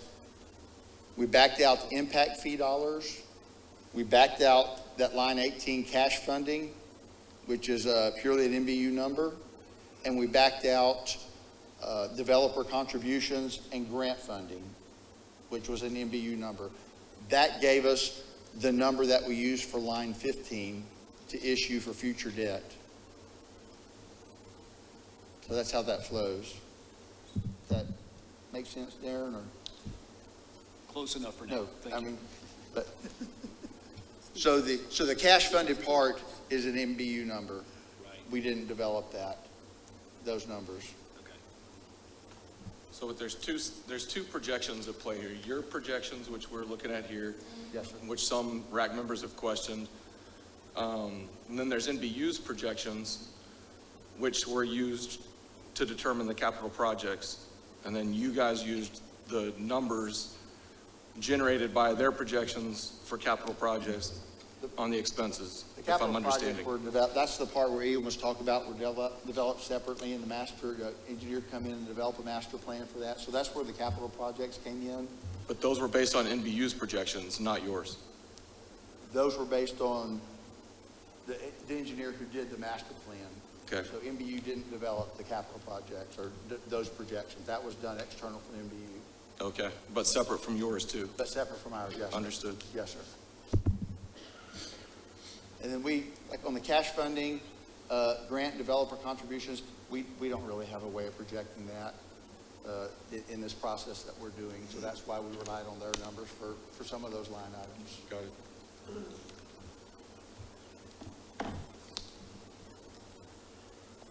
Anything else on the expense side, or we'll go ahead and tie it all together here, start moving through. Here, you're going to see just what we walked through. Lines 1 through 4, the revenue side. So we pulled in the revenue from sales. Other revenues, operating, non-operating revenues. We pulled in the operating expenses, non-operating, and purchased water. And just like in that example slide that we had earlier, then we developed the revenue available for debt service. So we took the revenues, projected revenues, backed out operating expenses, purchased water, that gave us a revenue available for debt service. That's what we have in line 9. Then we took the debt service that existing and the future, backed that out. That gave us a debt service coverage number. So you remember, it's just a representation of the amount of cash we have available to pay debt is what that is. So that's going to be basically line 9 divided by line 12. That's how you get the debt service coverage there.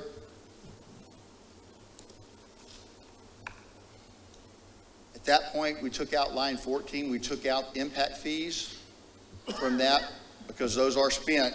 Chris, to your question there, those, and Darren, those are spent dollars. That's why we backed out impact fees. Those were spent on capital projects, so it's not going to be available to spend later on. So that's the part where that goes away. But, not to confuse this, but you can use that to calculate debt service coverage. So that's why they're left in to this point, because they are revenue coming in every year. That gave us line 15. What do we have available for transfers, reserves, cash funded capital? So then the contingency reserves, that just carries on down. That's the 120 days. That's keeping a fund balance of 120 days of operating. That's what we have on 16. And then 17 is just carry on the cash funded capital projects. That gives us line 19, our revenue surplus and deficiency. These if you can see it building up as you move into 2027, keep in mind what we talked about at the very beginning. These are surplus and deficiencies if we leave the rates where they are now in 2023 dollars. So we've escalated everything else. We didn't escalate rates. So this is if we keep the rates right where they are right now, this is what happens by 2027. Now, we also had really funds or a balance or a negative balance to carry over from last year on cash funding. So we had to make an adjustment in fiscal 2023 in line 20. Only affected 2023. So we're really looking at the same numbers in line 21, moving out 24 through 27.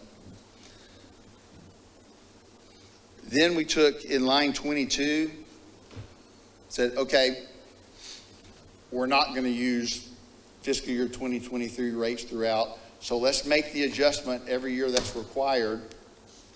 And what does that mean annually? And so that's what line 22 shows. So if you see, in 2024, we're going to need to make up $2.6 million. We'll make up $2.6 million again in 25. It's going to be $10.5 million and then $4.6 million by 2027. And you can see what happens with a lot of that. If you'll look at line 17 and line 11, you can see where we start issuing debt. So we add almost $2 million from 24 to 25. Then we add another $1.5 million and a little over $1 million by 27. So that's where a portion of it is. It's just cash flow. It's projects, as Ian mentioned. It's capital cash projects or projects being done.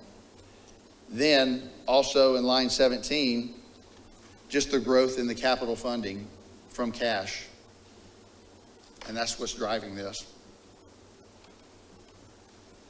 As we're setting these things up, this is part of what we're doing. This is part of why we look at that. Okay, what changes do need to be made? Do changes need to be made? Do projects need to be moved around? Do we not fund so much from cash? Do we change how we issue debt? Those are all decisions that we look at this point. So just here's a snapshot. Here's where we are right now, and here's the picture. Questions at all? Laura, I've got a quick question. How many members do we need to keep for a quorum?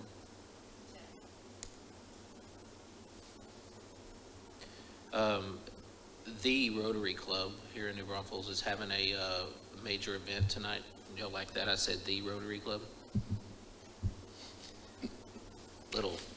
Anyway, it's at 6 o'clock, so we're likely to lose some more people. Yeah, I just wanted to make sure you knew that. And so, just FYI. All right. I just didn't want to lose a quorum. And let's move into the breakout I mentioned on the capital projects. Ian talked about it on the impact fees. Here's for the next from 23 to 27. Here's a breakout of the capital projects. 50%, 56% of these projects that we're doing over the next 4-year period are impact fee related. The other 44% broken up, say capital projects. These are still water, wastewater, infrastructure type of projects, but they're not growth related projects. Then you have things that are just associated purely with the aging, the 13%, support service type of thing, and just capital equipment, trucks, that type of stuff, that's the 2%. This is the breakout of the projects. Any change you make to these, for example, you mentioned, you talked about impact fees where we're shooting now to adopt the 100%. Any change you made on that 100% affects the rest of it, because then you don't have those impact fee dollars to fund that. It's got to come from somewhere. So it's got to pick up the other portion and a part of the impact fees. So this is just the breakout here. Then on the sewer side, same thing as we've just done. We went about it the same way in development. We got the revenues from sales, the other operating revenues, and then non-operating revenues. Same process on the revenue for sales. Again, you can see it makes up the majority of the revenues for the system each year. Went through the same thing we did before, broke it apart with the data. We went the data amount process, projected customers, apply that average customers per, usage per customer or flow per customer, applied that to our projected customers, and that's how we got the growth numbers and just applied the rates. Same thing, fiscal year 2023 rates all the way through 27. So we did not grow the rates. The only growth item here is customers.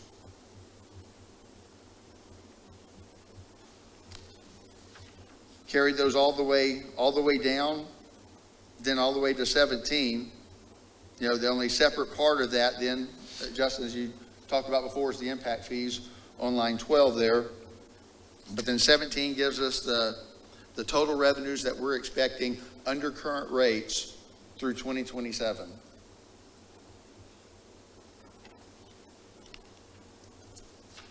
Then on the expense side,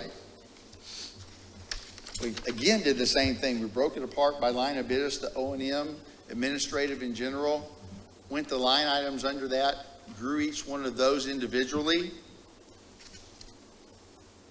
The debt service, we did the same thing. You had the existing debt that's in line 9. So that's what's currently on the system. That's what the system is currently obligated for through 2027. If we did nothing else, if we issued no debt, if we built nothing, that's what we would be paying through 2027. Line 10 there, that's line 9. So line 10 there is for future projects. And that's what we've added. That's the annual debt service payment that will be added for future projects through 2027. Same thing on contingency reserves, 120 days of operating.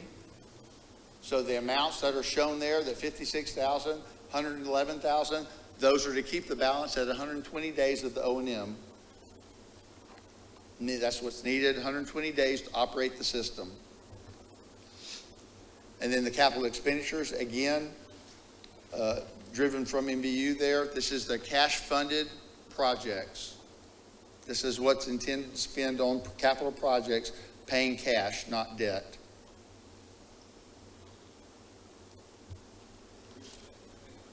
Yes, sir. Chris, your question earlier has been on my mind. You put together your numbers and your expenses grow faster than your revenue. What's going on here? One of the things that we've been doing for the last 5 years or so, every year we put our budget together. There are two key things we're tracking. What are those things we're doing to cut expenses? What are those things we're doing to bring in non-traditional revenue? Because as I explained to y'all, and I think in our first meeting, the ordinance that created us still reads today for the Board of Trustees to operate this as if it were a private corporation, right?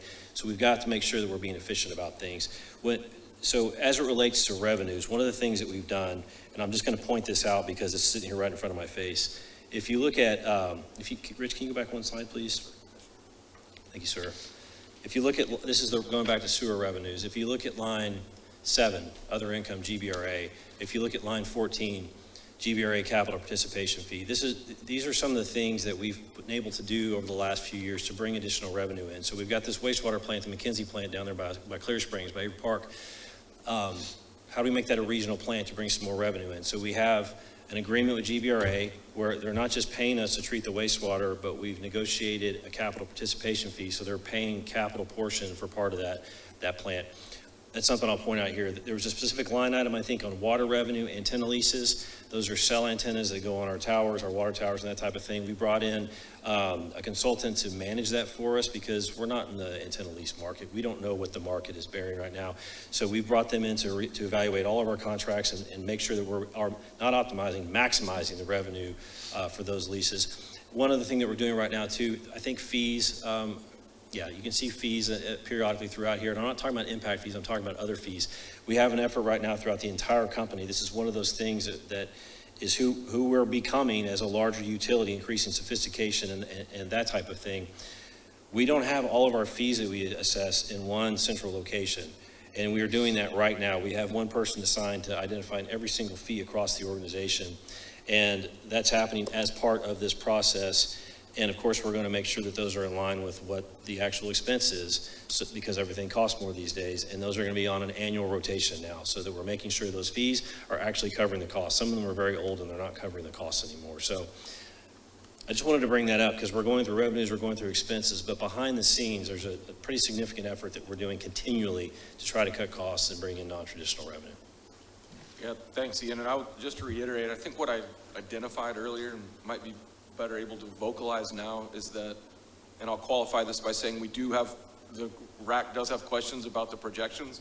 That being said, based on these financials, if the rates stay the same, even without capital projects, there will be a revenue deficiency. Is that an accurate summary?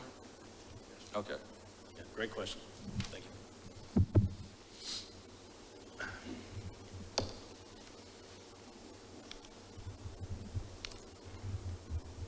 Then moving into, so we did the revenues, we did the revenue expenses, we've set those up. Now we're just pulling it together. So in line 1 through, all the way through line 8, we've just pulled the revenues and the expenses in, moved them forward. Again, we got a revenue available to pay debt service. So that tells us how much we have available for debt service. Pulled debt service in from the prior sheet. That's our existing debt and the future debt we expect to issue against the capital projects that need to be done. So that'll give us our debt service coverage again. Same calculation there in line 12.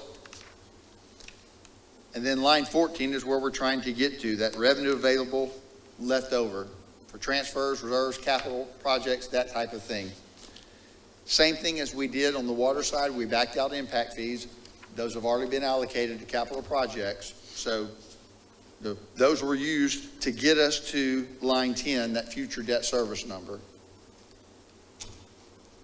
Then we had the contingency reserves, pulled it in, that's 120 days, and the capital, cash-funded capital projects. So if you look then, really in line 20 is where we end up all the way through, through fiscal year 2027. This is where we'll be tracking if we do not change rates at all. So if that's under current rates, fiscal year 2023 rates, that's where we'll end up on the projections. Line 21, if we adjust rates every year to make sure we're covering cost, this is the flow, 3.4 million and 5.4, 5.9 in 2026, and then 3.8 in 2027. Again, good bit of it driven from the capital, cash-funded capital projects. And then you can see also in line 10, it's a big part of it. 2024, we're issuing debt to $2.4 million of annual cash payment, debt service payment. That's another $6 million, $5.5 million in 2025. So that's the increase in debt service payments. Those are the capital projects. As Ian mentioned, it's really capital project driven on these. So those are the jumps, the growth in that.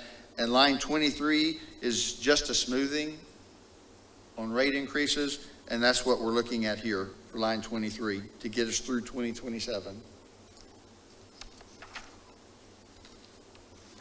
Then the project breakout, same thing we were looking at for the water side, but impact fee related projects, 42% on the sewer side.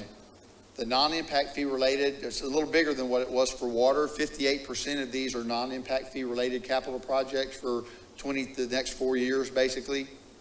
And again, broken apart between your regular capital projects, aging infrastructure projects. That's 24% of the sewer system non-impact fee related projects, 24% due to aging infrastructure. Then we're going to move into the electric side, and we have no questions on that for us. So I don't want to stop it short, but we'll move into the electric side again.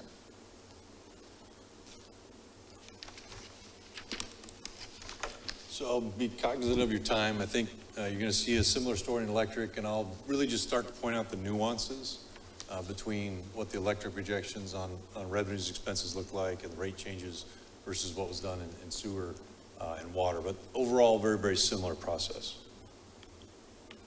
So again, we'll see those same slides, the projected revenues here. Again, here we didn't have as much volatility or change from our projections and revenues versus MDUs. They were very, very similar. I believe over the course of those 5 years, it's like within 1% of one another from our projections and theirs. But I did want to point out how the revenues are shown here are different than what you're seeing in the sewer and water side, where it was done by customer class. Here, we wanted to represent it as the lines of business essentially that you're getting from the electric service and what NBU controls and what they don't, or what is less out of their, or more out of their control, I would say. So we see, and it aligns with your bills. So you see the first two lines are the generation rates and the transmission rates. So those are the revenues associated with the generation rates and the transmission rates on your bill, plus those pass-throughs that you're incurring from the market, the fluctuations in the market that are then passed through. That third line, line 3, are the NBU delivery rates. So those are the distribution wires, the customer service costs, things like that. That's related to those delivery rates. Those are the NBU base rates. And then finally, the power stabilization rates, that's a separate line item we want to show in there, is the collection of those power stabilization and funding of that reserve over time. So that is that separate line item. Of those four, or I guess I would say of the top 3 of the services provided, like I said, number 3, the delivery rates, that's the wires, that's the core service that NBU provides. So you can see there, of those, at about 170, 160 million a year, it does fluctuate, and you'll see it fluctuate a lot in those transmission and generation rates. You'll see generation costs, those are related to the ERCOT market costs, so the market cost of power and electricity. So those fluctuate from year to year. They can go up and can go down. So you'll see some up and down there over time. And the Power Stabilization Fund, it does change, but stays steady after fiscal year 23 at 15 million per year. So that's how our projection of revenues look like. Rather than the classes, we looked at the service lines. Similar to the other utilities, you'll see the other revenues, other and non-operating revenues in there. There are a little bit different operations. You'll see transmission cost of service. Those are costs recovered for the transmission assets that are networked in ERCOT. You'll see other revenue streams, as Ian talked about, like pole attachment fees. Those are, the cable company or a phone company used to connect to the distribution poles. They pay a fee to connect. And so those are over other line items for revenue. And then as you work your way down to the bottom there, you'll see some services. Those are just when we call services, those are a line extension or a service connection. So that's infrastructure connections, paying for capital there by a customer. And you'll see your total, the total non-operating side, and the very bottom line there with our total revenues, about 180 to 170 million per year, depending on the year. Any questions on the revenue side? Okay. So the electric expenses. So in here, we followed a similar process as was done on the water and sewer side. As we looked at the expenses, however, the expenses within MBU providing electric service, they're dominated by the power supply, which you've seen in prior presentations. You can see that top line there, purchase power, 116, 110 million per year, 120 million in the out years, 118, sorry, in 2027. You can see the power stabilization funding, and then operating expenses. That line 3 operating expenses, that's the core operating expenses that NBU staff provides. Those are like, linemen, those are customer service reps, things like that, the core service that NBU provides to customers. So you can see of those operating expenses on line 4 in fiscal year 23, for example, total operating expenses are 144 million. You can see the purchase power and the power stabilization fund are 136 million out of that 144. So obviously dominated by those costs that are primarily driven in the market in ERCOT. Then taking a step down, similar to the revenue side, non-operating revenues, other expenses, or non-operating expenses and other expenses. You can see the expense allocations for support services. That's the MBU, the broader customer service operations, the overhead, administrative in general, the core operation and management of NBU. Those are those support services. Bad debt is just people not paying their bills. Dropping down into other expenses, this is where it gets into another key item that we saw really driving some of the costs on water and sewer, and that's the existing debt service and future debt service. So similar to the process that Rich went through on the water and sewer side, we went through an electric. So we took the existing debt service that we know is allocated to the electric system. We then looked at the capital plans going forward and looked at what the debt funding strategies and cash funding strategies were for those, and then new debt was issued. And you can see that new or future debt being issued on line 10 there and growing quite substantially from 2 million in 23 all the way out to 12 million in 2027. And then on line 11, seeing that total debt service, you can see that expense item increasing over time. That's one of the bigger expense items we're seeing here outside of the market that is really climbing and putting some upward pressure on rates. Finally, you'll see the city transfer, contingency reserves, and then on line 14, one other item I wanted to point out that really drives our next slide and our eventual rate recommendations is the capital expenditures from cash. So if you recall on water and sewer, I think it was in the neighborhood of maybe 7 to 12 million a year, if I remember right, for capital funded at what we call out of rates. So that's each year. That would mean there's 7, 8, 9, $10 million of capital projects that are directly funded out of revenues collected from the bills. As you see on line 14, we don't have an item, we don't have a cash funded item in there. We're actually more levered on debt in the electric system for this point in time. And I'll explain that here in a moment. But that leads to essentially 100% debt funding of capital that the electric system is responsible for. And that's two things I want to point out. There's a core debt around electric infrastructure. So that would be like transformers and wires and poles and substations, things like that. There's also an allocation from the overall NBU operations that support services. So there's some allocations for customer service systems, and new buildings and offices, and so they're allocated their portion of that. So there's those two pieces. It's the business operations along with the actual wires in the alleys and the streets, so to speak. And that's what ends up being that capital and the debt service that's associated with funding that capital. So as we don't have any cash funded capital in our projections except for the 1 year in 24 of $40,000. And that's something we're addressing in the rate recommendations. So as we roll all that up, you'll see on the bottom line on row 16, I think it's more visible on your sheets than on the screen, but you'll see in 23, the budget that was approved at 169 million. You can see that number marching forward and increasing eventually to 189 million in 2027. Any questions on the expense side before we get to the operating results? So maybe I missed it or not, but what is that city transfer? Well, that's a lot of money. Yeah, the 10 million, I think, was it? Yeah, or 8 to 9 million. That's a conventional, all municipal utilities provide a city transfer, like a payment in lieu of tax. It's similar to what a utility would pay if they were an investor-owned utility, like an Oncor or somebody else operating within, or even a cable company or whoever it may be, operating within a municipality or within a city. They typically pay a franchise fee and some right-of-way fees and other things to the city that they're operating within. And so the city transfer operates in a similar manner for the municipal utilities.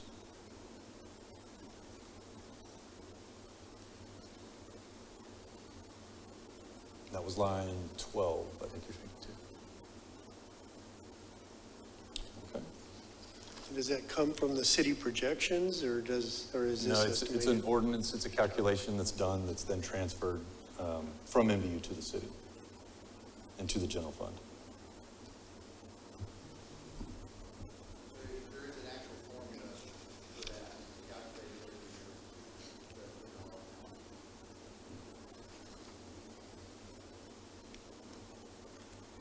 Okay. So finally, similar to water and sewer, we have our operating results. Step through in a very similar fashion here. As you can see at the top, we have our total revenues. You can see we pulled in that same total revenue number from retail rates, retail revenues, in addition to other forms of income or revenues for MBU. You can see that march along from $180 million in budget 2023 out to $182 million.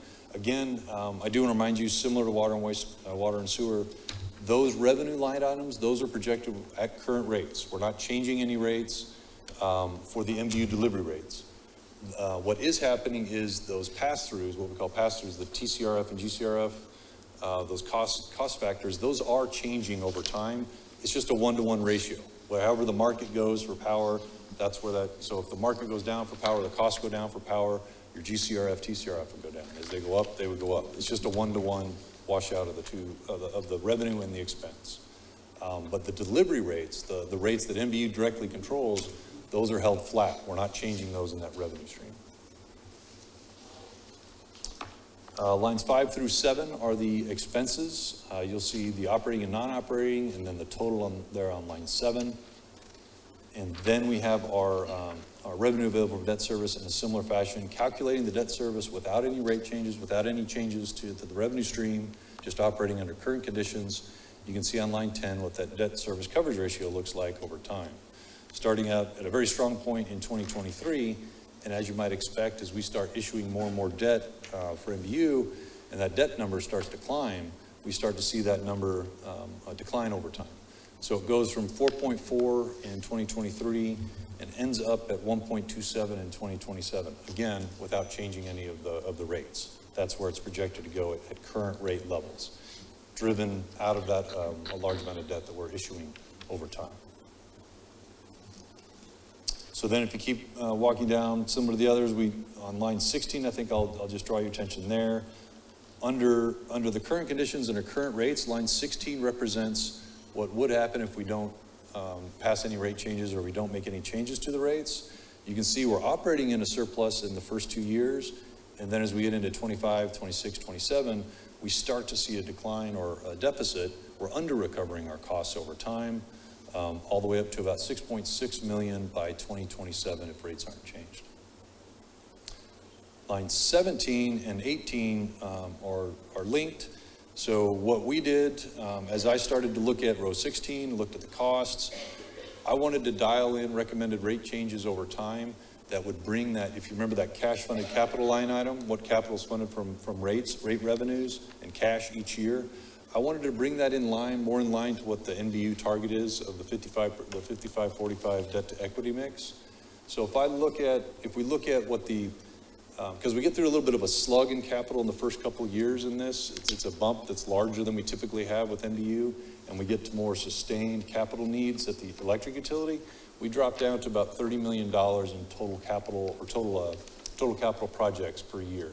So what I was trying to aim for is right at about $15-16 million by the end of this period. So we're funding, hitting our targets as far as the debt to equity funding for those capital needs on an annual basis. So it aligns with what's happening in other parts of the utility. So that's where I was trying to drive at by row 17, by 2027, getting us phasing it in or gradually phasing it in, getting to about a $15-16 million in excess or surplus revenue that we can then fund capital from. So what we would see in 2027, for example, if these rates were implemented, rather than $0 in that cash funded capital line item, you'd see $15-16 million in cash funded capital. The remainder, the other 15 million or so, would be funded by debt. So about a 50-50 mix overall, aligned with NBU's targets on debt to equity ratios. Those resulting rates to get us to that point on line 18, you can see we phased it in. We started in 2025 and went through 2027. They're at 4 to 5% per year, just based upon looking on overall bill. Those numbers fluctuate a little bit with the power supply costs, but that's the effective rate increase on an overall bill for 2025, 26, and 27. That would be 4.2, 4.1, and 5 over those 3 years. 5%, sorry. And like I said, at the end of that period, we've stepped in. I mean, obviously there's other ways we can go about it, but we've gradually phased into getting us to that fiscal point we want to get to in funding and operating the utility on the electric side.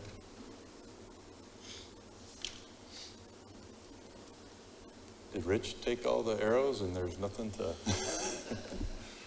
no comments, no questions? Okay. Well then, I guess with that we'll wrap.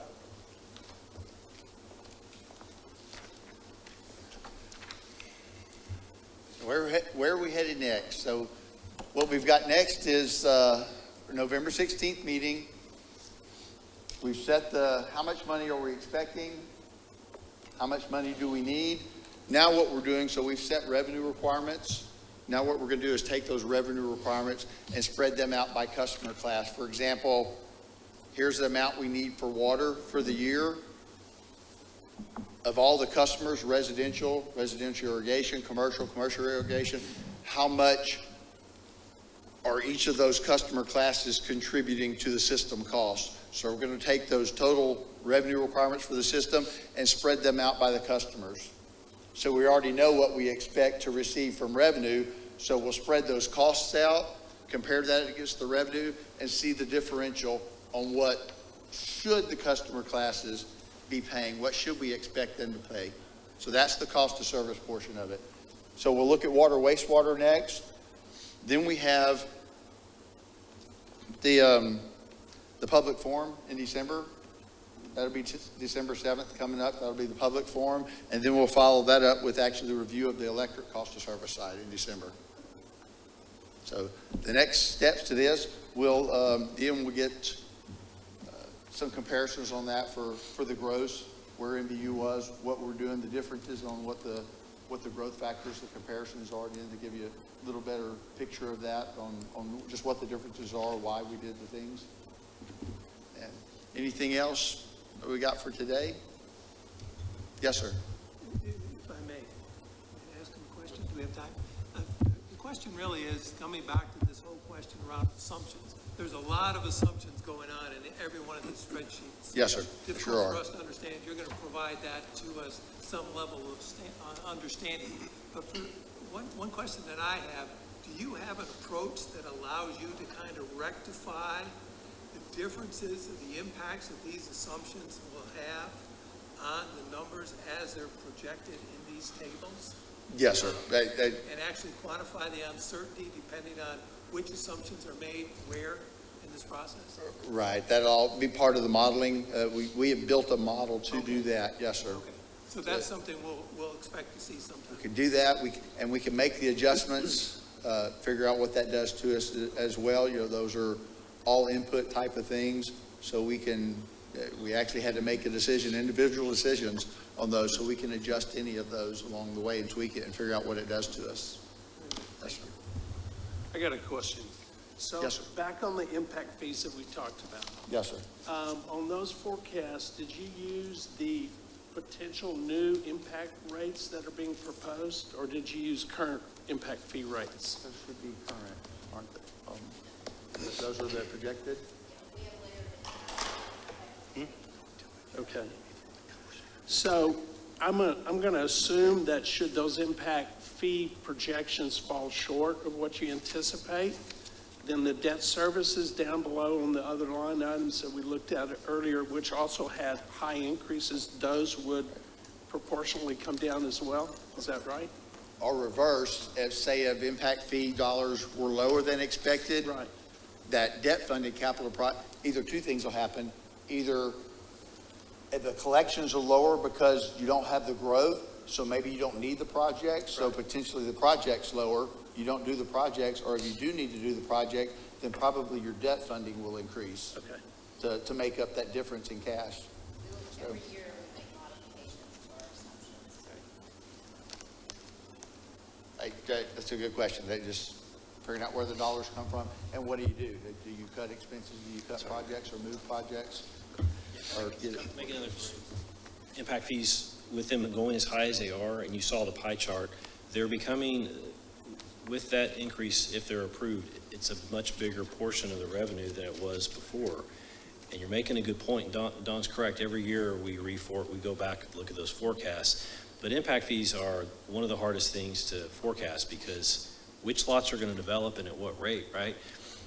One of the biggest uncertainties month to month for our business is weather, but year to year, it's absolutely growth rate.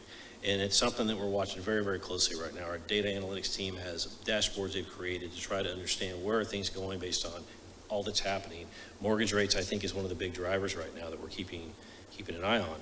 But if those impact fee numbers drop off, you can see what that does, right? You see the gap it creates. Well, there may also be a change in how fast we're building these projects too. So one of the things we're looking at also is, okay, if that growth rate drops, let's put that in the master plans and see how much of this capital falls out.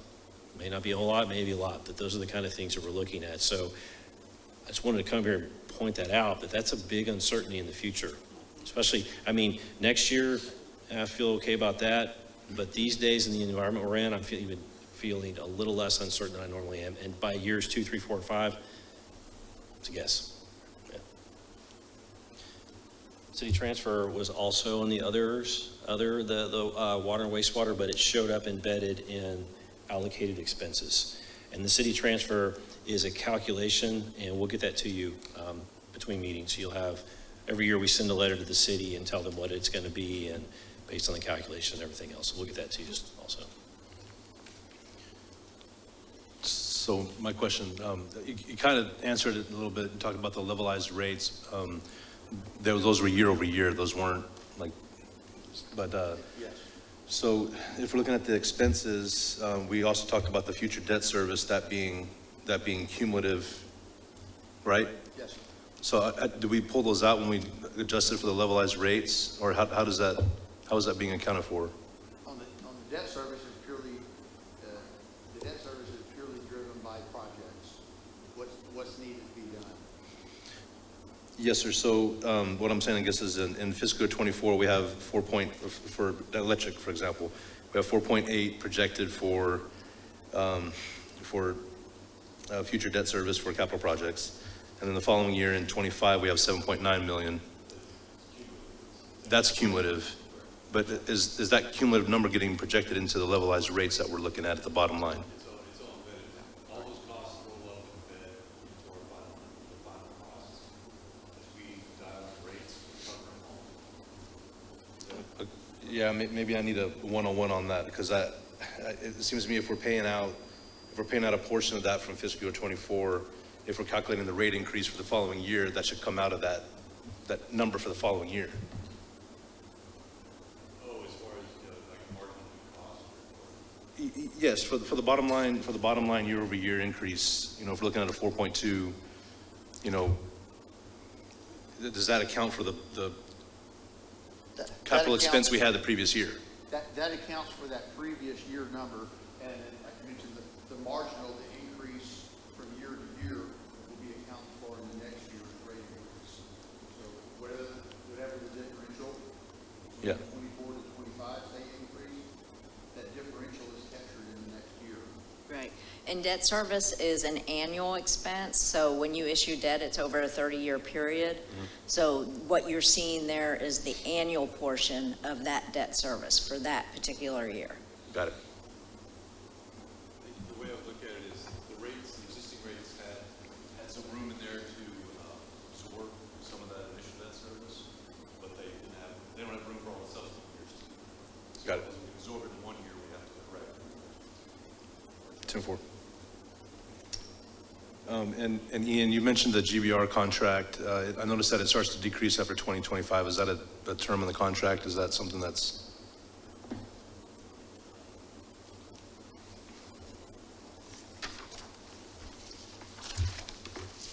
Which line item? I'm sorry, Ian. It was the GBRA agreement on the revenues. the capital participation fee on the sewer revenues on line 14. Oh, yeah, you want to talk to the contracts? So that's based on, the capital participation fee is based on how many lots come on and that we're treating that wastewater for them. That they pay a participation fee for that expansion of the wastewater treatment plant. And so GBRA gives us a number of lots that they anticipate coming on each year, and that's how that's calculated. Got it. Thank you. We just lost our quorum, so. Yeah, we just lost a quorum. Huh? Oh, okay. Well, he had a 5 o'clock that him and I both are supposed to be at. So, anybody else have any questions? I mean, I'm sure if anybody has questions, y'all can stick around a few minutes. I would just like to, real quick before we close out, thank the board members. I saw Rusty Brockman and Mr. Peters here. Thank you very much for attending. That's very meaningful to this committee. There have been invitations also sent to city council members. And so if you were appointed by a city council member, if you could encourage them to join us, if at all possible, at our next meet. Is there someone here? Hey, well, looky there. Councilmember Willis, District 2, thank you for being here. That means a lot to this committee as well. And so if you don't mind encouraging your colleagues as well as members of this RAC committee can do the same, we would certainly appreciate y'all's involvement along the way. Also to the committee, I mean, you're giving up your most valuable resource, which is time, and asking real thought-provoking questions, and so I appreciate that. But Ian, I want to thank you and your support staff. These meetings are not easy to put on, and we recognize that. There's 2 or 3 people talking, but there's a lot more people in the audience it takes to make it happen. And the transparency of having it live streamed for our community, I think, is commendable. So thank you very much. And so I just wanted to let everybody know how much we appreciate that. So if nobody else has got any questions, I'm going to adjourn the meeting.